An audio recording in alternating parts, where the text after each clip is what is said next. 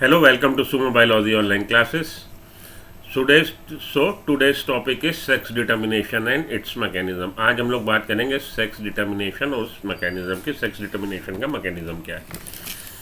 तो अपनी book NCERT में इसमें आपको दिया गया है कि क्रोमोजोम्स हैं, सर्टन क्रोमोजोम्स हैं जो सेक्स को डिटर्मिन करते हैं, उनको हम लोग सेक्स क्रोमोजोम बोलते हैं। बेसिकली ये एक्स और वाई टाइप के।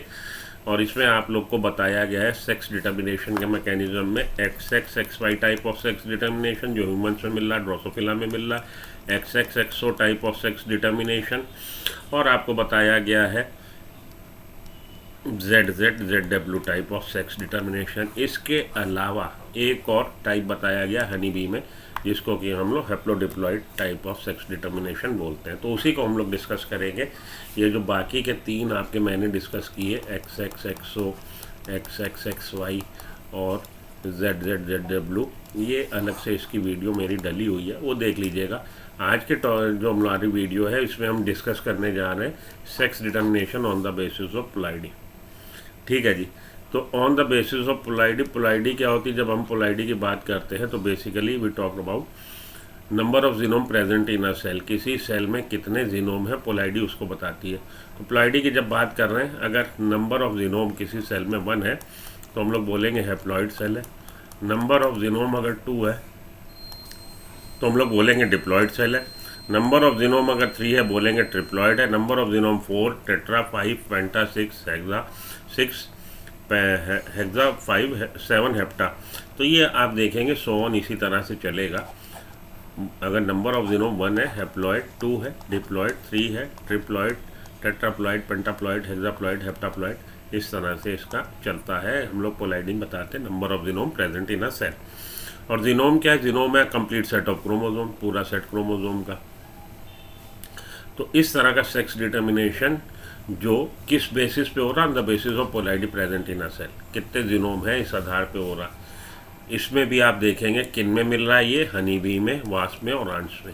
हनी बी, वास्प और आंट्स में आपको इस तरह का सेक्स डिटर्मिनेशन मिलता है कि इंडिविजुअल का सेक्स डिटर्मिन होता है by means of ploidy present in a cell. तो इन अबव इंसेक्ट्स में the sex chromosome are not differentiated. Sex chromosome differentiate नहीं होते and the sex is determine on the basis of ploidy of the individual.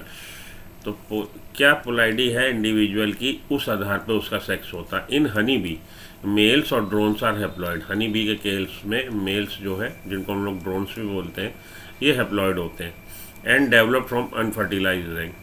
Unfertilised egg से develop होंगे। तो egg बना, female में egg बना, अगर तो उस एग का फर्टिलाइजेशन हो गया, उसका फ्यूज़न हो गया मेल स्पर्म के साथ, तो इस तरह का एग फर्टिलाइज्ड एग जाइगोट में कन्वर्ट हुआ। अल्टीमेटली उसने फीमेल में डिफ्रेंशिएट हुआ। तो डिप्लॉयड जो जाइगोट है, जो बन रहा है किससे?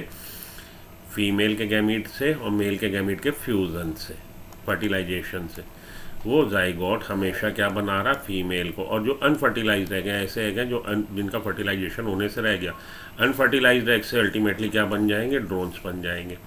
तो अनफर्टिलाइज्ड एग गैमीट कैसे होते हैं? हमेशा हैप्लॉइड होते हैं। तो ये हैप्लॉइड इसका कंटेंट, और ये किस में बदल गया? ड्रोन में।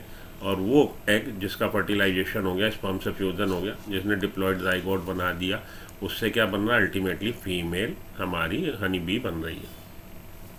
तो in honey bee the males और drones are haploid and develop from unfertilized egg of female के अनफर्टिलाइज्ड एग से डेवलप हो रहे हैं। They do not have father. तो उनका फादर नहीं है, मदर ने कैसे उसको जन्म दे दिया विदाउट फादर के, गैमीट के बगैर।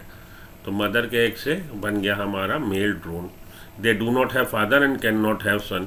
और उनका सन भी नहीं होगा। क्यों नहीं होगा भैया? ये ड्रोन बने, हैप्लॉइड मेल हनी बी बनी है, इसका जब बनेगा स्पर्म और उस स्पर्म का फ्यूज़न हुआ एग से, तो हमेशा इस तरह का जाइगोट किसको जन्म दे रहा है?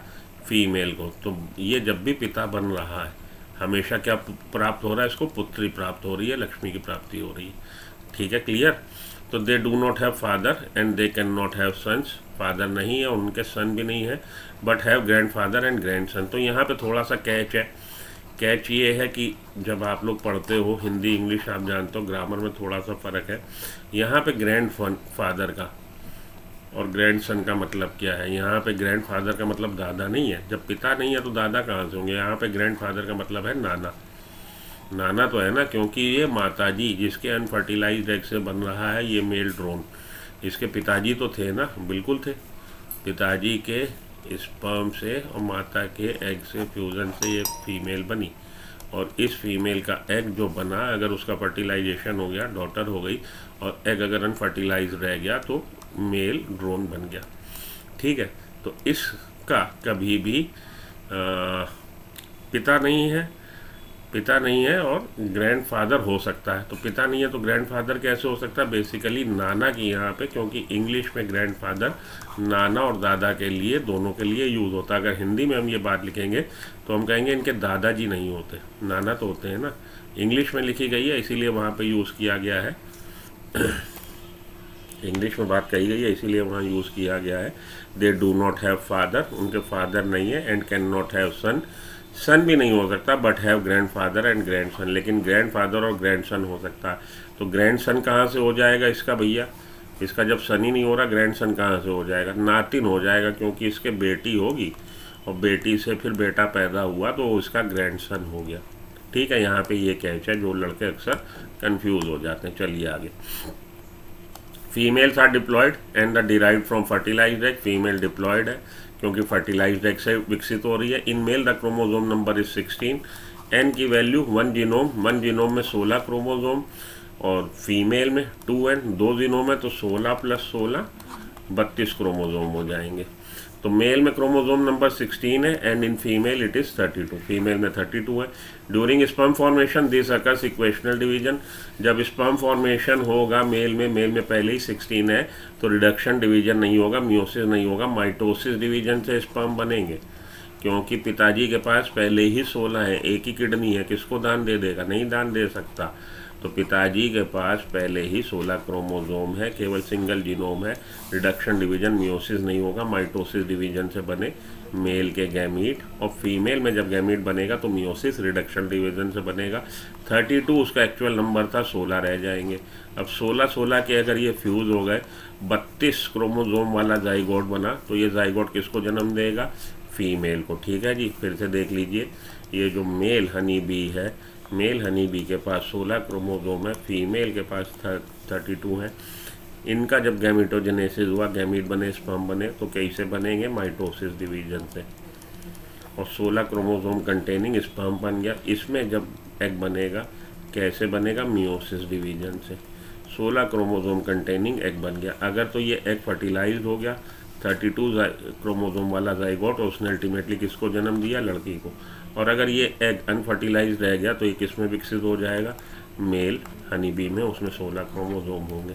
क्लियर हो गई बात? तो इसको इस तरह का सेक्स डिटर्मिनेशन, जो उसको हम लोग हैप्लोडिप्लॉइड सेक्स डिटर्मिनेशन बोलते हैं। ठीक, as the male are already haploid, male already haploid है तो इक्वेशनल डिवीजन से उसमें स्पर्म बन रहे हैं। Queen and workers are females, queen और वर्कर फीमेल है, the latter being sterile. Worker honey bee जो होती है स्टेराइल होती है, क्वीन जो होती है फर्टाइल होती है। The fertile member in the honey bee colonies are drone and queen. तो अगर आपसे पूछा जाए हनी बी की कॉलोनी में फर्टाइल मेंबर कौन है? क्वीन है और ड्रोन है। ठीक है जी, चलिए आगे। इससे रिलेटेड एक क्वेश्चन देख लीजिए। The sex determination pattern in honey bee called, क्या कहलाती है? हैप्लोडिप्लॉइडी कहलाती है। The answer is B, haplodiploidy type of sex determination. तो यहाँ पे मैंने केवल इसको उठाया, हैप्लोडिप्लॉइडी को, XO को या XX XY को आज के इसमें मैंने डिस्कस नहीं किया, ZZ ZW को भी डिस्कस नहीं किया। इसको हम लोग अलग से डिस्कशन कर चुके हैं, वीडियोस देख लीजिए। ये इम्पॉर्टेंट था क्योंकि इसमें एक कैच था, एक लाइन थी कि मेल जो हनी बी है इसके पिताजी नहीं है लेकिन ग्रैंडफादर है, तो वो थोड़ा सा कैच है। उसमें मैंने आपको एक्सप्लेन किया ग्रैंडफादर का यहाँ मतलब नाना से है, दादा से नहीं है। तो आज के वीडियो के लिए इतना काफ़ी। नेक्स्ट वीडियो में आपसे फिर इसी तरह के टॉपिक के साथ मिलता हूँ। वीडियोस देखते रहिए, अपनी प्रिपरेशन करते रहिए फॉर अपकमिंग नीट 2023। ठीक है जी, अभी मैं आपको टॉपिक वाइज वीडियो दे रहा हूँ, आने वाले कुछ समय बाद मैं आपको चैप्टर वाइज वीडियो दूंगा आपकी प्रिपरेशन कराने की। मैं सोच रहा हूँ कि मेरे सारे जितने भी ये टॉपिक है, पहले टॉपिक वाइज, क्योंकि कोई बच्चा कोई टॉपिक देखना चाहता है, कोई बच्चा कोई टॉपिक देखना चाहता है, मैं सोच रहा हूँ पहले टॉपिक वाइज वीडियो डाल दूँ और देखते हैं क्या होता है आगे, जैसा भी बनता है प्रोग्राम। तो मिलता हूँ ब्रेक के बाद। Till then good luck, goodbye. अगर आप आखिरी तक आ गए वीडियो